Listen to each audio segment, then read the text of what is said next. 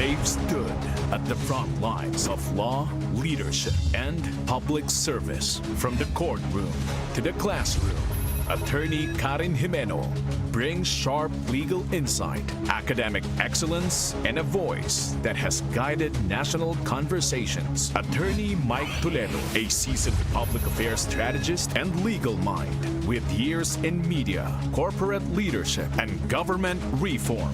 Together, they bring law to life with experience, integrity, and the courage to ask hard questions. Two minds shaped by the law. Two voices trusted in and out of the courtroom. This is Abugado. Good evening. Welcome to Abogado, your forum for informed discussion on the legal challenges shaping our democracy. I'm Attorney Mike Toledo. And I'm Attorney Karen Jimeno. Tonight, we turn our attention to a matter that directly affects every Filipino community. It involves our most basic political unit, the barangay, and the youth who help shape its future. To understand what's at stake, let's take a closer look. SK Elections, often delayed, always debated. Set by law to happen every 3 years. These local polls are the people's chance to choose leaders closest to their daily lives. But in 2025, they're postponed again. President Marcos signed Republic Act number 12232, moving the elections to November 2, 2026. Critics say it violates the Constitution's call for regular elections and weakens accountability in local governance. Supporters argue it's necessary to save funds, align reforms, and give officials more time to serve. The matter is now before the Supreme Court. At stake is not just a date, but a democratic principle. Is postponing Barangay and SK Elections consistent with the Constitution?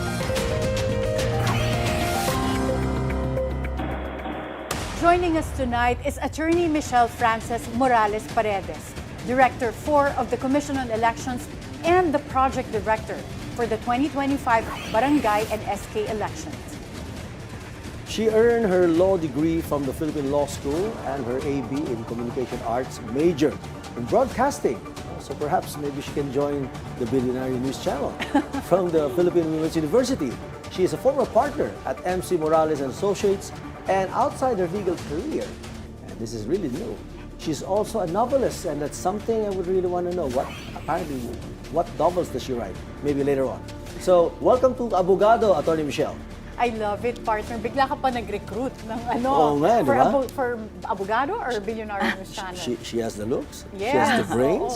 And she's a novelist pa. And she's a novelist. Diba? Maybe spy novels or ako gusto ko yung mga, ano ba yung mga novel na para medyo mga Harold Robbins type. Suspense novel. Suspense na may halong konting excitement. Ano ka naman romance novel? Okay, so nalihis tayo. 50 Shades. 50 Shades. Oh my goodness. Sorry. Hindi ko alam yan. I like reading history and biography Me books too, there. me too. But at least we get to know you more on a personal Yes, level before we start our serious Yes. discussion. Yeah. So, Director Attorney Michelle, what were the initial preparations for the December 2025 elections before Republic Act 12232 was passed? Okay, first and foremost, of course, we have to devise our timeline accordingly. And aside from that, we also take into consideration the activities and the corresponding budget for each activities insofar as the operation of the Barangay and SK Elections is concerned.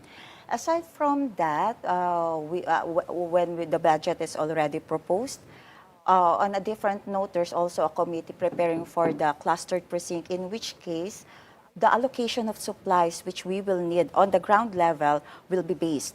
And of course, based on the recently concluded registration last August 1 to 10, we will base our final list of voters and final POP. That is after the ERB has been concluded and that the database has been cleansed. Of course, we have to to be accurate with our data so that we can avoid double registrants. Okay. So, ang dami na nagawa pala. Yes. Marami na Yeah. nagawa. So, so in effect, Director, government has apparently spent a substantial amount of money just preparing for the 2025 elections.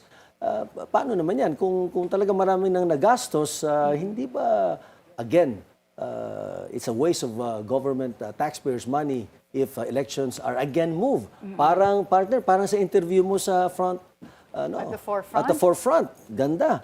Di ba? Dito tungkol sa, for example, na nasasayang naman pera dahil dito sa flood control projects.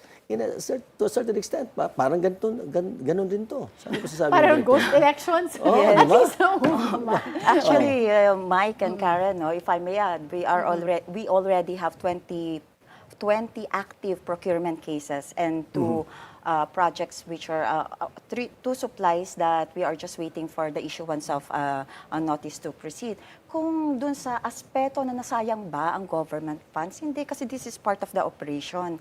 Remember that the law which has been signed, the law resetting the term, the election for November 2026 speaks only of the day of the election. But it doesn't mean that we have to stop our preparation. Although recently we just had a meeting with the working committees, we identified several operations which must be stopped.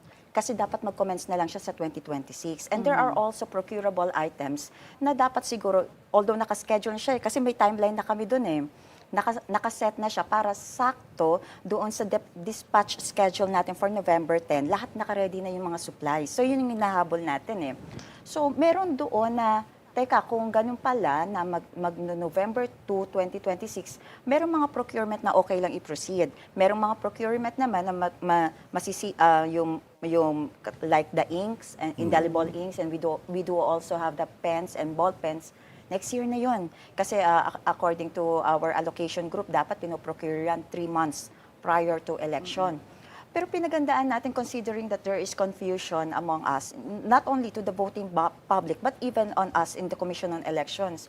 Mapopostpone ba or will the Supreme Court issue a temporary restraining order on that matter? So what we did is that pina-bank namin na baka pwede sa mga allocation, sa mga forms natin, whether accountable or non-accountable, which includes the official ballots, tanggalin na lang natin yung date para hindi masasayang. So whether we proceed with the December 1 elections or November 2, nakaready yung mga forms natin. Okay, so that's good to hear. Nag-consult ba si President Bongbong Marcos with the Comelec before he signed the executive order? Yes, he did. Yes, And he did. nag-agree kayo na okay lang, i-postpone na? Mag-ano kami, ang sa amin kasi is, insofar as our agency is concerned, all systems go, but we will abide. Kung if kasi mahirap kasi na magkagulatan tayo, just like what happened in the previous Barangay and SK Elections, na all set na, okay, stop tayo dito, there's a postponement, and then all of a sudden the Supreme Court issued a temporary restraining order. So ayaw natin na magkakagulatan tayo. So kami, ang mindset natin is, oh, sige, okay lang sa amin kung mapopostpone, susunod kami like loyal soldiers, pero Meron kayong contingency. may contingency. Yeah. Well, Yes. Republic Act 12232 moves the election to November 2, 2026. But this coincides with All Souls Day. Yes. Are you foreseeing any challenges with that date specifically? Baka maraming hindi bumoto, partner, kasi long weekend or dadalaw sa kanilang sementeryo. So, paano yun, yung date na yan? Yun din eh. Isa sa tinitingnan namin, una logistics-wise. Kasi definitely, yung bulwark ng traffic will be heading sa mga provinces. So, at that time, parang meron na tayong mga mobilization on the ground level. Piniprepare na natin yon even prior to the elections. But we cannot rule out na a day prior to election or on the election day itself, wala na mobilization. Hindi, kasi umiikot na yan eh. May mga, katulad nga na nabanggit mo, Attorney Karen, may contingency na. Baka mamaya along the way, may mga problema. So on the ground level, nagto-troubleshoot yan. On the other hand, baka maapektuhan ang ating voting turnout. Because most of of our voters will be leaving for the provinces to be with their families. And we do have to take note that during the registration period last August 1 to 10, we did not allow the transfer. So kung halimbawa registered voters sila sa Manila and they need to go to Pampanga kasi andun yung family nila, hindi sila nakapag-transfer to. So sayang, Oo, hindi sila baka bumaba ang bumo- voter Yun nga, turnout. yun nga. Yeah. Ang ganda ng voting turnout natin ng last 25 NLE. So parang kami competitive kami sa BSK. Tapatan natin yun, mas mataas tayo dapat. Maganda nga, mataas nga ang turnout, partner. Tama Yeah, sinabi ni midterm Director elections Michelle, oo. yes, that's true. Now the Director Michelle, alam naman natin sa previous Supreme Court case, no? Ito yung Makalintal versus Comelec case. At it declared a similar postponement, clearly declared categorically na unconstitutional that it was. So how does RA 12232 compare with that ruling? Ako, Attorney Mike, no, meron kasi nakapending kasi ngayon na case sa Supreme Court and pinag-comment kasi si Chairman. Chairman Garcia. Chairman. Oo. So we don't want to preempt how the Law Department of the Commission on Elections will be preparing for our answer on that specific question. Interesting. Sub judice Nandun pala siya mismo sa mga pinako-comment sa amin. I see. We understand. We're supporters of postponing the election, cite election fatigue and the upcoming barn polls as a justification for postponing the barangay and SK elections. In your view, are these compelling reasons that meet constitutional standards? Well, yung sa election fatigue, hindi ko i-deny, nakakapagod talaga eh. 3 major elections in just 1 year. Pero that is our mandate eh. So regardless of whether pagod kami or hindi, dapat tuloy yung preparation namin. So tinatanggal na namin yung aspeto na okay, kakatapos lang, hindi ba tayo magpapahinga? Hindi. Ito yung punto na tipong dumighay ka lang and then magpiprepare ka na sa next election. Walang time to rest. Kung yung mga previous elections natin na ganun ang ginagawa naming setup, na dighay lang, napiprepare na kami. Kasi ang alam ng public, we are only preparing on that election year lang. Pero hindi nila nakikita na minsan yung year itself, nagpiprepare ka na. Kasi long process yan eh. Hindi siya pwede magplano ka lang ng isang taon. Napakahirap.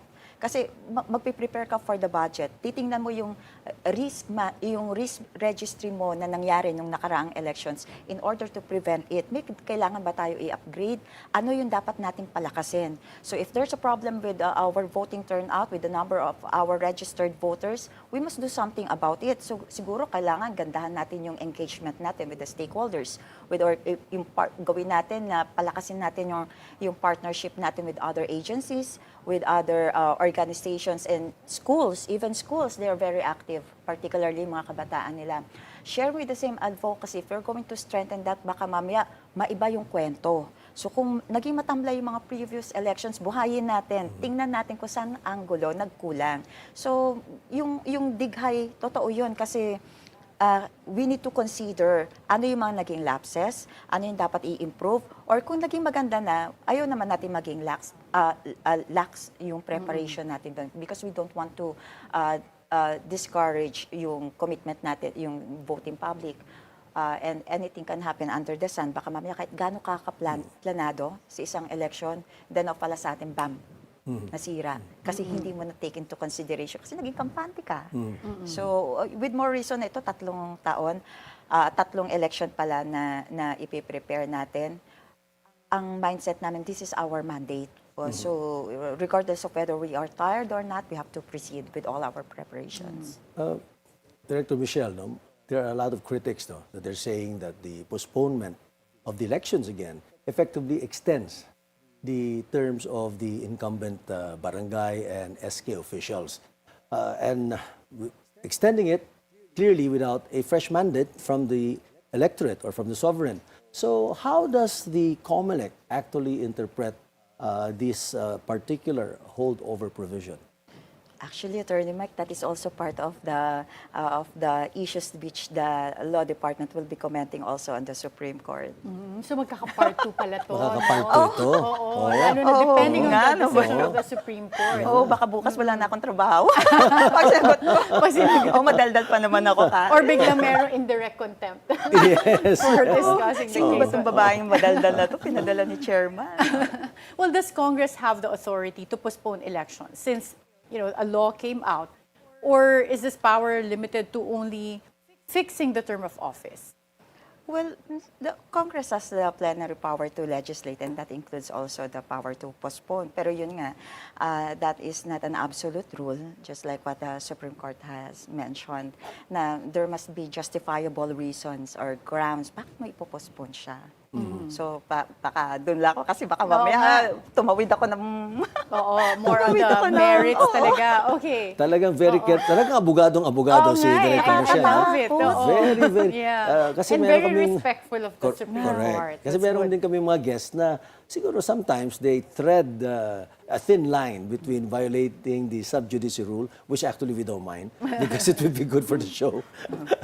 but levity aside, sa tingin ko, I don't know kung masasagot mo rin itong next question ko dahil again it involves the pending petition. No? Kasi sinasabi sa petition before the Supreme Court na RA 12232 nga daw violates the one subject, one title rule. Ano po ang assessment ng claim na ito? What is your assessment to that claim? Alam mo, Atty. Mike, dapat bumalik tayo sa kwentuhan natin sa libro. Tapos i-join natin sa Atty. Karen. Kasi feeling ko, baka mamaya marami na message. Baka biglang matrip ka, no? Managano ka. Oo. Pwede ba libro na lang But pag-usapan based natin? on the title of the law, talaga bang hindi clear doon na it's all about the postponement of the barangay elections lang? Well, the claim of of some of the critics of that law, they claim na parang, it's impliedly you're just postponing it. But that is only according to some of the critics of the law. Parang ganun. So there are parang meron talagang two ways of interpreting how this law was drafted, the way it's written. Yes, actually, I've heard that there is also a professor who filed a petition for certiorari before the court questioning the legality of the law. Pero hindi masyado na broadcast dun sa news ko ano yung details ng petition niya eh. And tapos parang isang beses ko lang siya narinig sa news. And then we are all back with the petition of Attorney Macalintal. Well, now let's go to something that will directly affect the Comelec. If the Supreme Court issues a TRO or status quo ante order, how ready is Comelec to push through with the December 2025 elections? Actually, Karen, all systems go rin naman kami kasi yun ang kinakatakutan namin na all of a sudden we will be caught off guard that biglang pinatuloy sa amin yung elections. So even before, ang mindset namin is that the elections will be implemented on December 1, 2025. Although along the way yung preparation medyo nag-struggle yung team BSKE. Team BSKE because there's a different team for BPA, there's a different team for NLE. So the team BSKE is really struggling because there is uncertainty whether the election this coming December will proceed or not. So minsan may mga mahirap hilain eh. They're questioning, ano ba matutuloy? Baka sayang yung effort. Wala na tayong pakalam sa effort. Parang kailangan baka mamaya lagot tayo kapag wala tayong nabili kahit isang papel para sa December. So yung Napakahirap kinakatakot pala namin. ng situation nila ngayon, no, ng Comelec. Pero yung pagod mga na eh. kandidato rin, partner, siguro mahirap din because hindi na alam kung magka-campaign ba sila, Correct. masasayang ba yung pera Yes, nila. yes. Because if you campaign this early, biglang ma-move to 2026, hindi naman ganun katagal nag-retain yung... Medyo nasayang, Oo, no? Kasi yeah. hindi naman tama ka, hindi And naman of course, your ganyan funds are katagal ang limited. retention. No? Tama. Yeah. So really, a lot of people, a lot of stakeholders here are in limbo, no? Until such time as the Supreme Court actually decides with finality. Now, Director Michelle, beyond legalities, what are the implications of repeated postponements for voters, especially for the youth under the SK system? On my part, parang nakakahinayang kasi baka mamaya yung fire mawala doon. Kasi magkaroon ng uncertainty sa kanila, tapos parang magkaroon sila ng doubt. Eh kung tutuusin itong yung vote ng mga kabataan natin really affected the result of the NLE. Yeah, we saw that one. Like Yes, they, ang galing. Parang wow, parang finally mukhang may magic na mangyayari. And then yung magic na positive doon, baka mamaya ibang magic ano yun. So yung sa atin ngayon, even during the last registration this August 1 to 10, ang dami nagparehistrong mga kabataan. So, yung interest nila na magparehistro, bumoto is nandun. As a matter of fact, during one of our projects in BSK is the Kaisa Project. Parang ito yung mga pool of government agencies, youth organizations, and other institutions na magtutulong-tulong kami for voter education, palawigin yung panawagan sa mga kabataan, sa mga IP, sa mga disabled voters natin na magparehistro kayo, bumoto kayo. We will find ways. Kaya nga last August, pumunta kami sa BPO, pumunta kami kung saan-saan sa mga release na sa LRT. Pinuntahan namin yon kasi gusto natin na ma-encourage itong mga taon, pumoto kayo kasi baka sakasakali yung gusto ninyong pagbabago, mangyari ngayon. Who knows? And then baka biglang, ayun, baka mamaya ma-discourage sila, mawalan ng gana. We don't want to lose the fire or the passion doon habang buhay pa. So itong mga kabataan na to na naniniwala ko, no, sila yung kultura na inaantay natin para totally matanggal natin yung vote buying for one. Well, since related sa topic nito yung sentiment ng mga kabataan na voters and their impact sa elections, in your legal and professional opinion, do repeated postponements strengthen governance stability or weaken democratic accountability? Parang ano siya sa akin it somehow weakens kasi it gives uncertainty to the voting public. So although, and it is also on our part, it affects our operation timeline. Kasi from time to time, we need to adjust. Hindi kasi ganun kadali na biglang sinabi mo, postpone yan, tapos na. Hindi siya tapos. As a matter of fact, parang you have to revisit the operational timeline and check what must proceed and ano yung pwedeng i-held in abeyance mo and then buhayin mo siya sa susunod na election. And along the way, hindi mo pwedeng sabihin na wala kang ipiprepare after the postponement. Wala na. Hindi. Kasi continuous yun. Parang ina-identify mo, dun sa timeline mo, hinahabaan mo lang yung period. But let's proceed. So kami rin affected. So tingin ko on my part, parang wag naman several times Or even what you mentioned, partner, since na-extend yung term ng mga barangay and SK officials, yung accountability ba nababawasan din? Kasi kahit na gusto na silang palitan ng voters, ready to vote na for a new one, wala, hindi naman mapalitan, walang elections, no? Precisely. And to follow up to what my partner just said, no? Let us assume, ito, puro assumptions na to, pero kung pwede mo sagutin, of course, if it's possible for you to answer it. But if the December 2025 election doesn't happen, and then assuming that the November 2026, for some reason, election also gets postponed, is it possible that the polls will be delayed over and over and over again? Pwede ba mangyari yun? Tingin ko hindi naman yung over, kasi nakikita natin yung sentiment ng public Ayaw na nila. I'm sure na yung law na pinas natin, there's a valid reason, there's a reason by our lawmakers why they have to make a definite term for our barangay and SK elections, SK elections, no? Pero yung siguro yung postponement ng from time to time na for several times, I'm positive na hindi man siguro mangyayari yun. I'm more on the positive side. Kung mapopostpone yan, siguro isa lang, siguro kasi may nangyari. May circumstances which requires the postponement. Pero siguro naman yung continuous, baka... hindi naman. Hindi naman. Na to the point na abot tayo ng 3 postponements, 4, 5. Hindi man Swerte siguro. naman ng mga nakaupo kung gano'n. Lalo-lalo But is there any law or rule that says how many times barangay and SK elections can be postponed? Wala ba yung maximum? Actually, in our election setting here in the Philippines, there's no hard and fast rule on how many times an election can be postponed. Wala naman siya. Pero yun nga na parang it must be exercised with due diligence. Baka kasi you are already affecting or already breaching the right of suffrage of the voting public. So, on that sense, baka mamaya mag-i unconstitutional nga. Yeah, yun ang tama. That's a very good point na rinaise mo, partner, no? Because at the end of the day, as you mentioned, wala nga siguro ang hard and fast rule. There may not be really a particular regulation or law. But in essence, by doing so often or all the time, you're actually violating already the Constitution and the people's right of suffrage and the sovereign's right to choose their leaders. Correct. Diba? Yun ang naman ang punto dyan Sovereignty resides in the people and all government authority emanates from them. Pag hindi mo pinagbigyan ng ating mga botante na bumoto based on the law, at medyo postpone ka na postpone, tinatanggal mo sila ng kanilang karapatan na nakalagay sa ating saligang batas.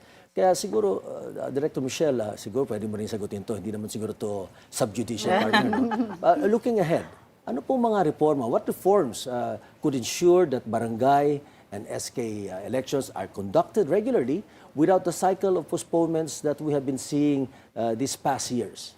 I think it's very imperative that we show to the public the activities of the Comelec on how we prepare the elections. Nakatulong kasi yun lalo na yung active na pag-call ng Comelec sa registration, lumabas kayo dyan, yung broader partnership namin with other organizations, and even yung how transparent we are with even yung mga election mission, electoral bodies from other countries, na we do invite them. Nagkakaroon kami ng exchange of best practices na pwedeng i-adapt on a Philippine setting. Sila din, ino-observe nila kung alin yung pwedeng i-apply nila sa ibang bansa. So from time to time, na pinapakita natin sa public, ito inaaral namin. We are not stagnant with the usual policy that we had way back in Kopong-Kopong. We are trying to deliver to you, to the voting public, yung advanced voting and registration experience. Pero siguro hindi pa lang nila alam, may backbone kami dito na nag-aaral din kung ano ba yung mas maganda, pwede ba natin i-digital to. That's also precisely the reason bakit masyado kaming passionate in terms of the kabataan. Kasi we are getting ideas from the youth kung ano ba yung gusto ninyo na ma-experience in terms of registration, in terms of voting experience. So itong mga bagay nito, yung engagement natin with the public plays a vital role para makita nila yung improvement, yung readiness, regardless of whether there are rumors na of postponement or resetting of elections. In so far as the voting public is concerned, they can see the Commission on Elections preparing as if all systems go for that particular election. And not only that, we involve them. Yeah. We And the voting is not digital, right? This is still manual? Well, Or for overseas ano na ba voting, siya? we did a pilot test of internet voting for several a good number of posts. Yeah. And titingnan natin yung feedback natin. Who knows, balang araw maging internet voting tayo dito. So ito yung mga bagay na ini-improve natin, yung voting experience. Let's say the internet voting was designed primarily for the domestic helpers, dun sa yung mga OFW na mga kamag-anak natin na hirap pumunta sa post, kahit na sabihin natin 30 days yon, pero hindi sila pinapayagan ng boss nila, o di ka ang lugar nila needs to travel Malayo. one day Yeah. bago ka pumunta sa embahada. So, at the confines of your home, ayan na, cellphone mo lang, makakaboto ka na. Yeah. So, who knows, maybe kapag na-polish natin itong internet voting, we can also implement or introduce it here in the Philippines. Kasi nagawa Maganda natin yan abroad. pagka mapwede na rin siya sa regular elections. Correct. Oo. We're Yeah. positive on that one. As long as mapolish lang natin yung mga details. Although yung internet voting may mga birth pains siya pero that's a good innovation para na may introduce natin. Okay. Very helpful discussion. But Indeed. now we'll have to pause for a quick break. But our conversation with Attorney Michelle Morales-Paredes will continue right after. This is Abugado.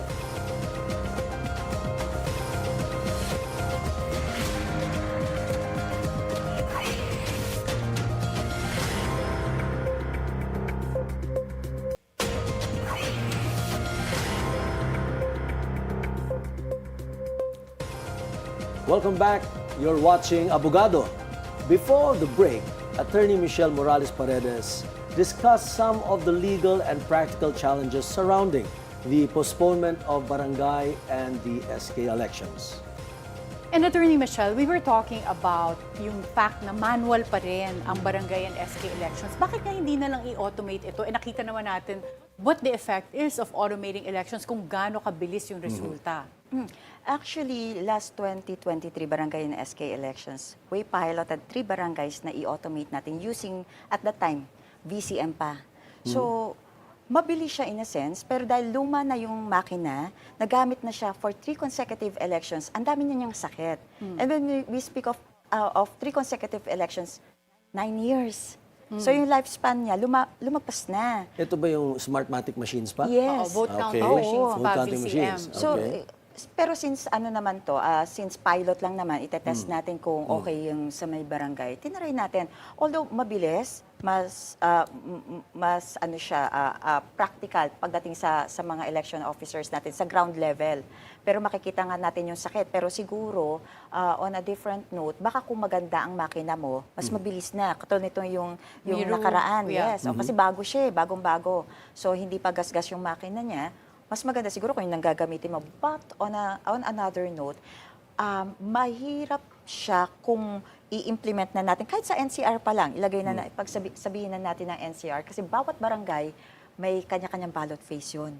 So can you just imagine ilan ang barangay sa NCR lang mismo? Libo na kaagad yun. I think you already have 1,700 barangays in NCR alone. So you have 1,700 ballot faces just for NCR. So kapag in-implement mo yun sa buong Pilipinas, wow, madugo Magastos siya. yun. Oo, kawawa ang Yeah. ITD natin. Yeah. Unless, siguro, pag-aaralan muna paano mapapaikli, paano mas mapapabilis, paano ang EMS natin, paano gagamitin na parang mas madali ang pag-prepare ng ballot face. Isa pa, mas maraming kandidato kapag barangay. So that's also an issue with respect to printing the ballots, Yes, no? ang haba. Oo. Tsaka pagka meron bang mga nagfa-file din ng mga disqualification cases? Is it, it's also common sa barangay Lalo sa elections? barangay. Lalo Oo. pa. Okay. Kasi di ba, partner, alala mo, for Yeah. the 2025 elections, yun yung isang issue, merong mga sinira na lang na Correct. ballots because nagkaroon ng case na tinanggal na sila sa ballot, biglang nagkaroon ng Supreme Court decision Yes. Before na with an injunction. So Yes. biglang Yes. babaguhin na naman yung ballot. Actually, mas marami ang cases na nafa-file pag barangay.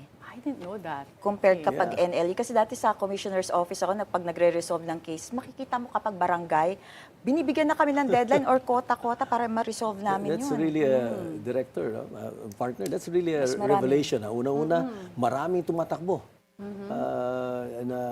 For the positions sa barangay level, no? Talagang Pero contentious din pala. Very I contentious. thought na parang Oo. mas hindi Mas simple, no? ganado mag-litigate pag Correct. barangay elections. Pero marami Pero palang kaso. I guess kasi yun yung basic foundation. Magkakapit-bahay, Magkakapit-bahay, magkakakilala, o yung kaya away siguro iba. yung away, medyo personalan na siguro, no?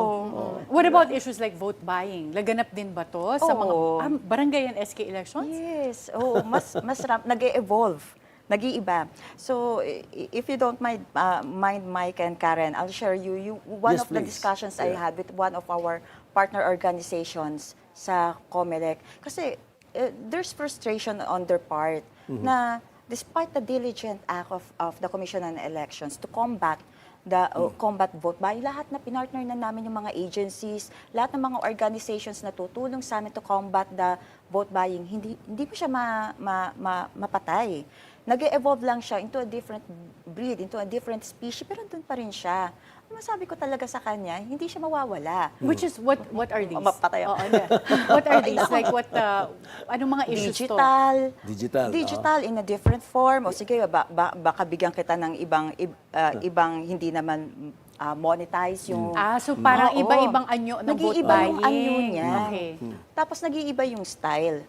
So ang sabi ko sa kanya, hindi yan mawawala. Kahit gaano kagaling ang gawin mong committee to combat that one. Kasi kultura na siya. It is deeply rooted in the culture of the Philippines. The only way to combat that is patayin mo yung kultura niyan. Mag-alaga ka ng bagong sibol ng kultura. Sinasabi naman nila, sige lang, may vote buying. Tanggapin mo, pero iboto mo yung konsensya mo. Ano naman masasabi mo doon? Luma na rin nasabi yun, pero hindi pa rin nawawala din yun, di ba? Yung takot pa rin nila eh. There's a form of harassment. That's why I'm betting on the youth. Kasi sila yung tinatawag na bagong kultura. Ito yung mga existing na kultura. Kasi ayun na sa kanila eh. Na kahit nasabihin mo na iboto mo yung konsensya mo, tanggapin mo yung pera kung hindi mo maiwasan yan, hindi mawawala yun. Pero dito tayo sa mga bagong kultura. So we have to teach them while young. So, ibigay natin sa kanila na ito dapat yung vision natin. Huwag tayo gumayan sa ganyan. Pero nakikita naman natin yung produkto. So, I'm very positive na later on, sabi ko nga doon kay Maya of Bayi na huwag ka mag-alala. Hindi ngayon, pero darating yon.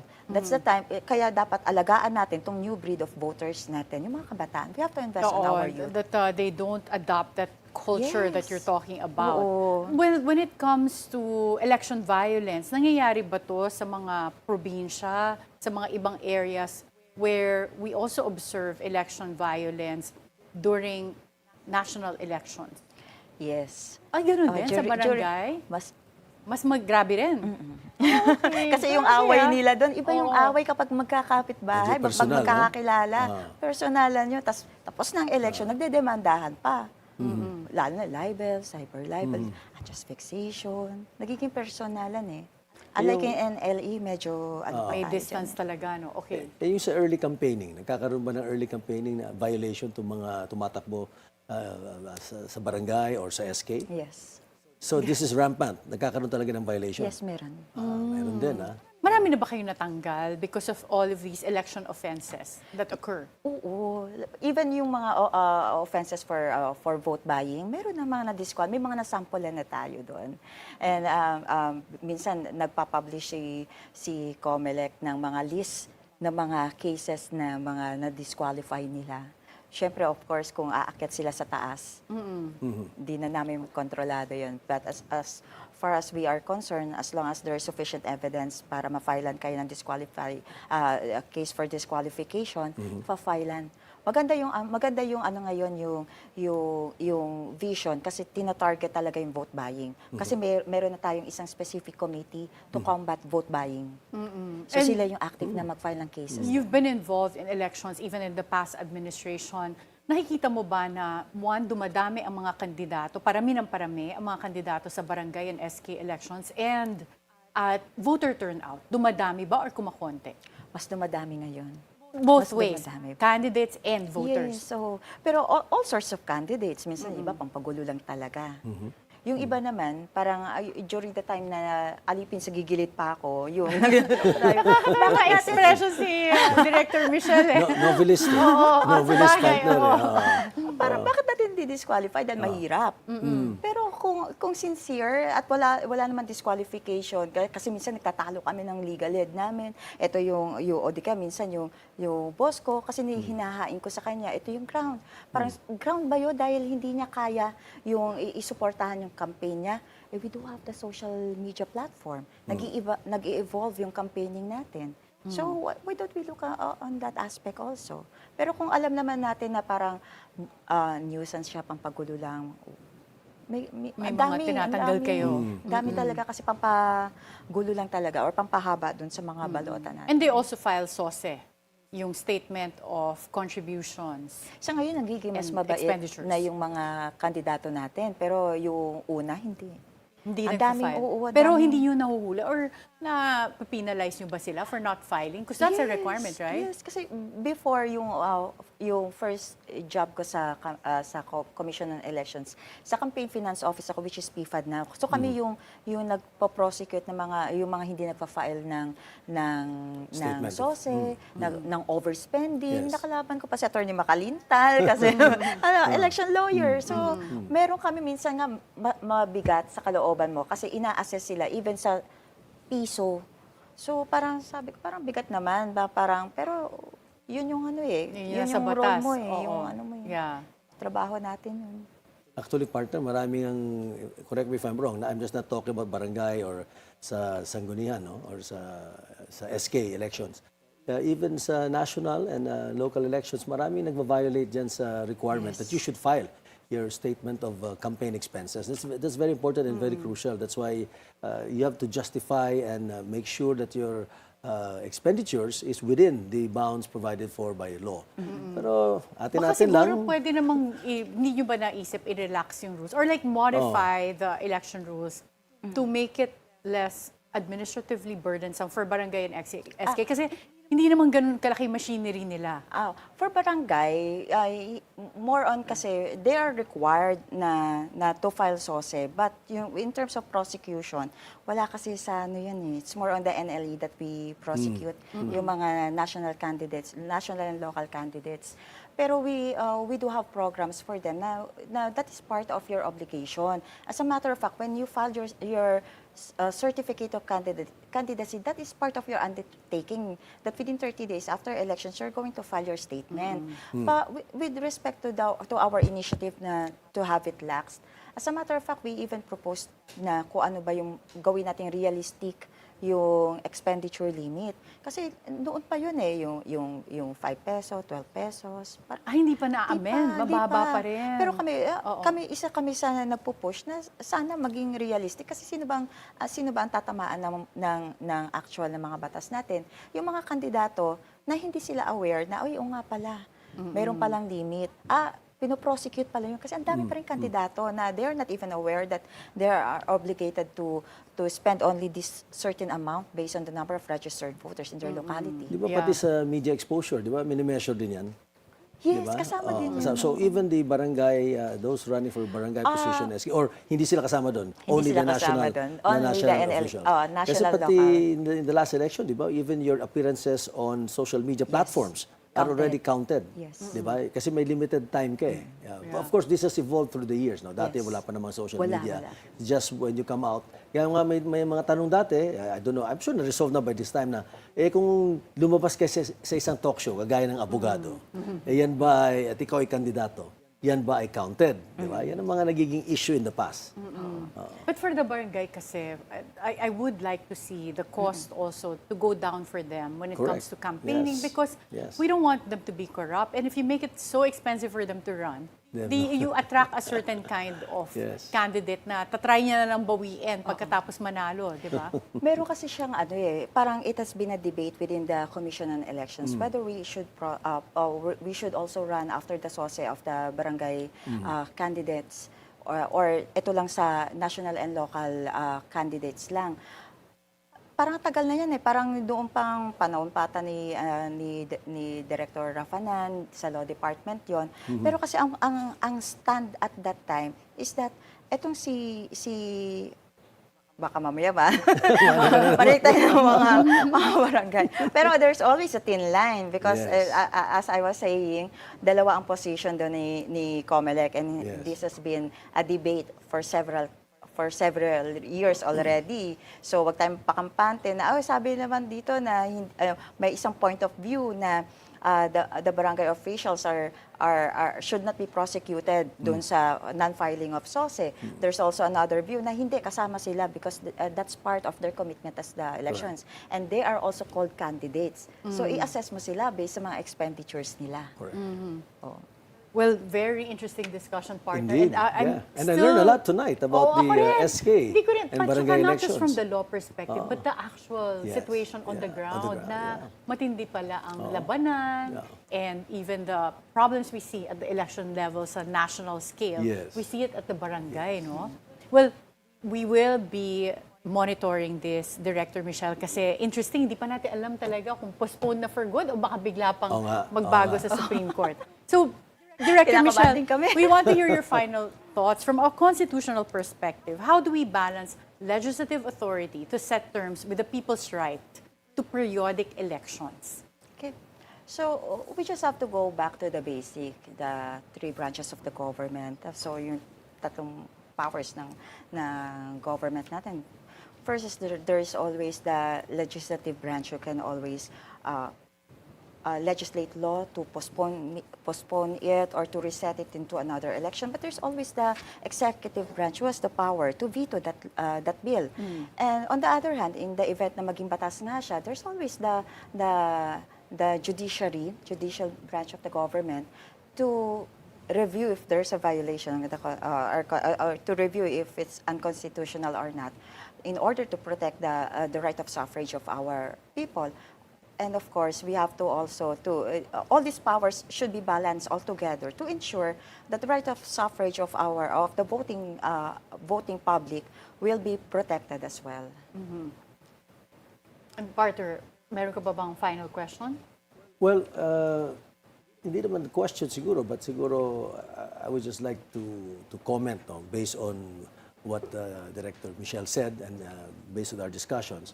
Nakikita na naman natin yung bang ito, balancing act na naman. No? Kagaya ng mga nakaraan natin mga guests, makarang issues. No? It's a balancing act between constitutional rights as provided for by the Constitution, the right of suffrage under Article 5, for example, and then yung expediency and the importance also of making certain adjustments dahil nga siguro they want a more practical consideration in terms of governance, no? And then also yung, I think, meron ding yung bang regular terms para magkaroon ng timely. They're saying that pag medyo synchronized, mas madali, mas cost-effective. So parang nagkakaroon na naman ng balancing act, partner. And I guess mahirap talaga isabay sa national elections, no? Like considering the level of preparation that you mentioned, Director Michelle. Pero in this case, wala ka namang masasabing political reason for postponing. Wala naman siguro. Wala. All logistical and, like you said, yung election fatigue. Yes. For on the part of Comelec. Yes. Okay. Siguro, partner, since may mga konting oras pa tayo, tanungin natin si Director Michelle. Siya ay isang novelist. At least na Kanina tayo pa interested si Atty. White. Sa totoo lang bago, parang nung nakita niya ang novelist, mas gusto niya tanongin yun kesa about Barangay and SK Elections. Ako din ayoko na ng Barangay and SK Elections. What kind of novelist are you and what kind of books do you write? Kasi I would love to read some of your works if you're ready, if you've published some of them already, di ba? Yes. Well, I do have 2 books which was published and sold in National Bookstore and Power Books. Pero that was way back in 2013. What book was this? Yes. The first one is Beyond Reasonable Doubt. So that's legal suspense. Para kang John So Grisham. talagang fiction, hindi law books. Yes. Diba? Remember si John parang Grisham, hindi, sila ano, di And the ba? other one is 33 at kalahati, which is about extrajudicial killing. Okay. 33 and a half. Oo, bakit 33 and a half? Yun yung age ng bida. So, bakit doon na-stop? Interesting. Andun na yung sa kwento ng libro. Okay, interesting. But, At ang setting mo, laging Pilipinas. So like yung Beyond Reasonable Doubt, it's Philippine law, Yes. yung court sa Pilipinas. More on about the prosecutor's side. Interesting. Then, the 33 kalahati, we decided to write it in Tagalog kasi it's for the masa. Yes. You know, the extrajudicial killing cases involve really the masang Pilipino. So, I felt that at that time, they will really appreciate if it's written in Ito Tagalog. bang extrajudicial killings even before Duterte's time or specifically during Duterte's time? During. I I wrote see. that during the Duterte time. And then did you base Interesting. your story in real life situations or it was purely fictional? Imagination. Imagine. Alam yung mga abogado magaling mag-imagine. Kahit na may kaso na nandiyan na yung facts, gusto pa rin mag-imagine. Lalo na Diba? kung gusto mo ipanalo yung claim. Di ba? Magaling din magpalusot, abogado. Tandaan natin, partner, sinabi sa atin, if you're strong on the facts, pound on the facts. Yun. If you're strong on the law, pound on the law. If you're strong neither facts of the law, pound on the table. Di ba? I love it. Or use your imagination. Use your imagination. Maging novelist ka. Correct. Alam mo, partner, with that, nag-iisip na rin ako. I think baka pasukan ko na rin yung novelist. Aba, diba? out of all your credentials, Diba? kumakanta Maganda, na di ba? nga eh. Maganda yun, di ba? Pero yung storya ko magiging very interesting.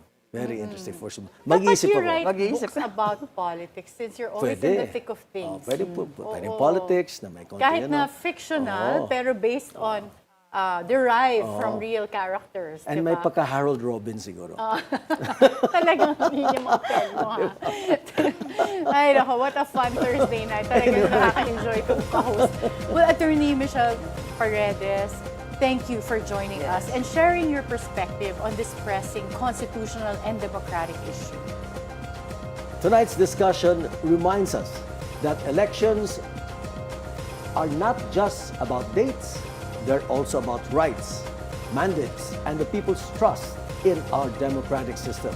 And as the debate on postponement continues, so must our vigilance in safeguarding the Constitution and the right of suffrage. This is Abugado. Good night.